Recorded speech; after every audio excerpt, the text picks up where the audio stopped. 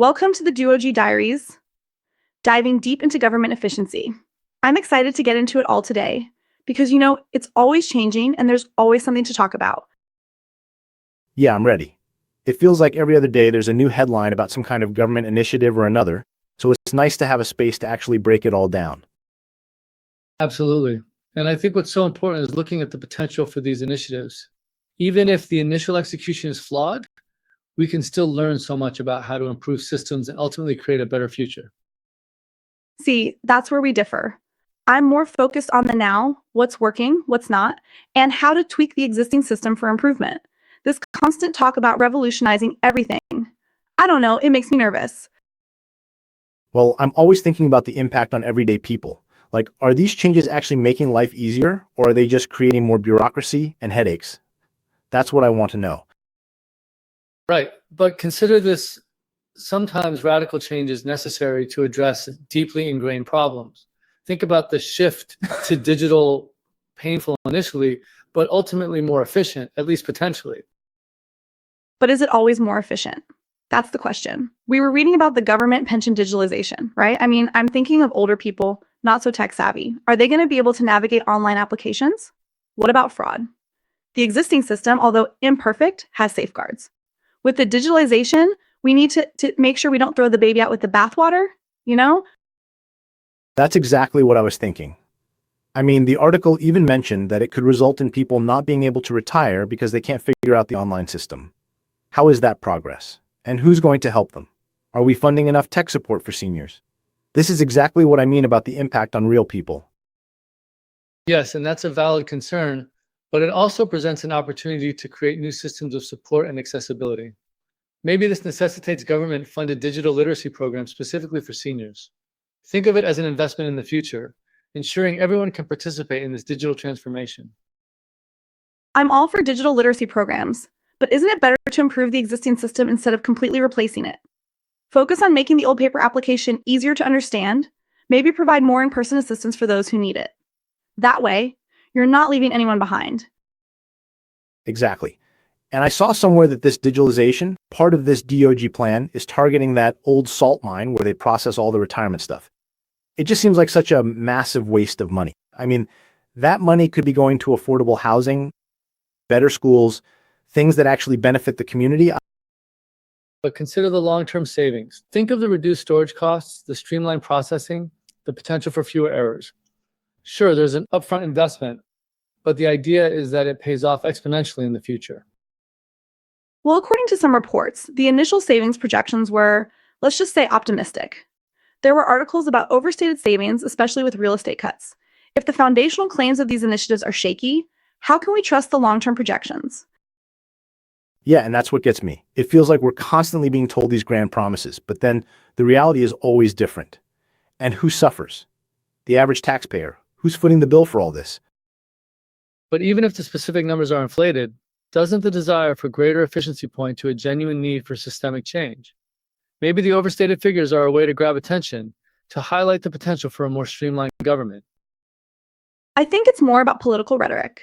It's easier to sell a big promise than to admit the complexities of government budgeting. And that lack of transparency is what really undermines public trust. Exactly. And it's not just about the savings. I saw an article about AmeriCorps being cut at the same time as all this supposed efficiency is happening. How does cutting programs that help vulnerable communities make things better for the average person? It just feels counterproductive. Well, perhaps the thinking is that a more efficient government can then redirect resources to programs like AmeriCorps in the future. Like, it's a long-term vision, not an immediate fix. But what if that future never comes? What if the efficiency doesn't materialize? Then you've just weakened existing support systems with nothing to replace them. Incremental change is less risky. And it's not just about money either. These initiatives often involve a lot of AI and automation, right? What about the impact on jobs? Are we going to be replacing human workers with robots and algorithms? What happens to those people? That's where the concept of a universal basic income comes in. As automation increases, we need to create a safety net that ensures everyone can still thrive. It's about adapting to the changing landscape. But that's a huge philosophical shift, and who's going to pay for that? It just seems like we're creating more problems than we're solving. I'd rather focus on retraining programs and incentives for businesses to hire human workers. Yeah, retraining programs are great, but are they actually effective? Are people actually getting jobs after going through these programs? I've heard mixed things, and a universal basic income, that just sounds like a handout. I don't know if I'm on board with that. It's not a handout, it's an investment in human potential. It frees people up to pursue education, start businesses, contribute to society in ways that aren't necessarily tied to traditional employment. It's about unlocking creativity and innovation. But what about the incentive to work? If everyone's getting a guaranteed income, will anyone actually want to work? And how do you prevent abuse of the system? Those are real concerns. I mean, people need a reason to get up in the morning to feel like they're contributing. Just giving them money, I don't know, it seems like it could lead to apathy and social problems. But what if we redefine work? What if we value things like community service, artistic expression, caregiving? These are all valuable contributions to society that aren't always recognized or compensated in the traditional economic model. Okay, but how do you measure the value of those things? How do you decide who gets what? It's just not practical. The existing system, with all its flaws, at least provides a framework for rewarding hard work and innovation. Yeah, and I think it's important to remember that the US system, for all its problems, is still the envy of a lot of the world. We have a lot to be grateful for. I don't want to throw that all away for some utopian idea that might not even work. But shouldn't we always strive for something better? Shouldn't we be constantly questioning the status quo and exploring new possibilities? The current system isn't perfect, and there's always room for improvement. Yes, but improvement, not demolition. Gradual, thoughtful change, not radical disruption. I worry that these big, sweeping initiatives are creating more problems than they're solving. Yeah, and I think it's important to focus on the practical impact on real people. Are these changes actually making life easier, more affordable, more fair? Or are they just benefiting the wealthy and powerful at the expense of everyone else? But what if those in positions of power are trying to improve things? What if their vision is ultimately for the benefit of all, even if it doesn't seem that way at first? We need to give them the benefit of the doubt, at least to some extent. I'm always skeptical of those in power, regardless of their intentions. Power corrupts, and even the most well-meaning leaders can make mistakes. That's why we need checks and balances, transparency, and a healthy dose of skepticism. Exactly. And that's why it's so important to hold them accountable, to ask the tough questions, to demand transparency, to make sure that these initiatives are actually benefiting the people they're supposed to be helping. And to remain open to the possibility of positive change, even if it comes from unexpected sources. To believe in the potential for a better future, even if it seems impossible at times. I think a healthy dose of cynicism is more appropriate given history, but I suppose optimism isn't bad either as long as we maintain focus on measurable outcomes that improve people's lives. It's tough, because you want to believe that things can get better, but you also don't want to be naive. You have to be realistic about the challenges and the potential for things to go wrong. But without a vision of a better future, what are we even striving for? We need to have something to aim for, even if we never fully reach it. That's what drives progress. I think we need to aim for realistic goals, practical, achievable improvements that make a tangible difference in people's lives, not some pie-in-the-sky utopian dream. And we need to make sure that those improvements are actually benefiting everyone, not just a select few. That's what I want to see. And we need to be willing to embrace new ideas, even if they seem radical or unconventional, because sometimes the greatest breakthroughs come from the most unexpected places.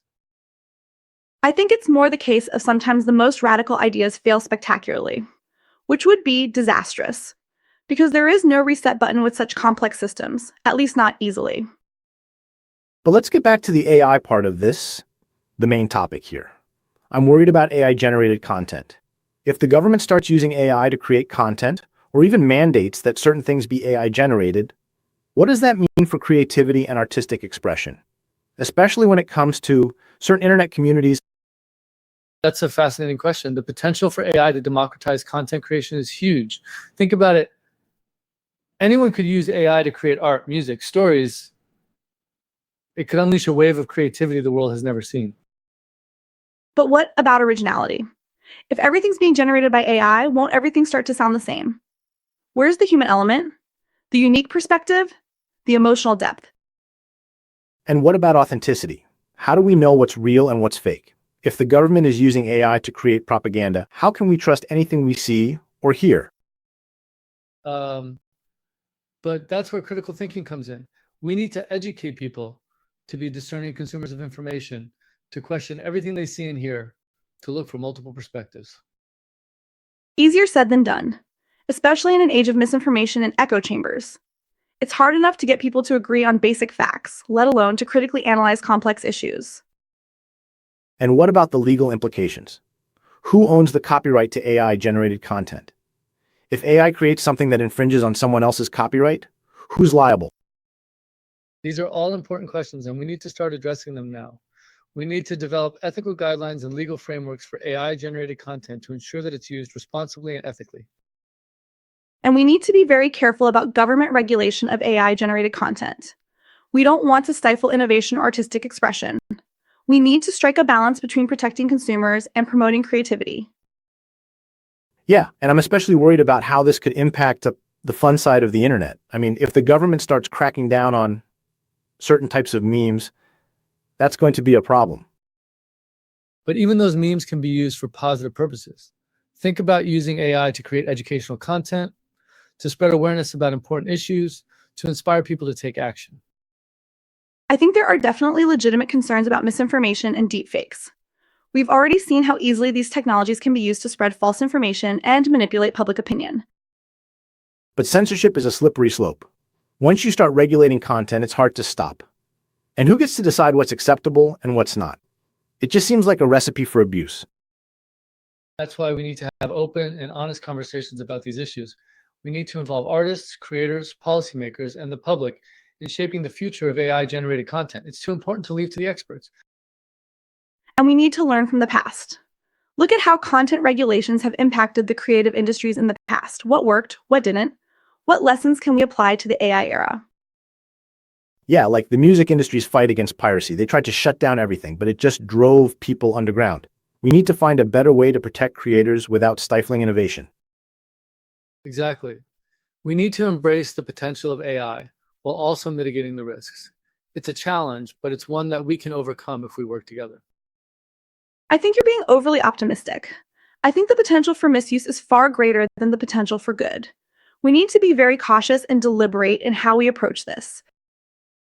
Yeah, I'm somewhere in the middle. I see the potential for both good and bad. We just need to be aware of the risks and try to minimize them as much as possible.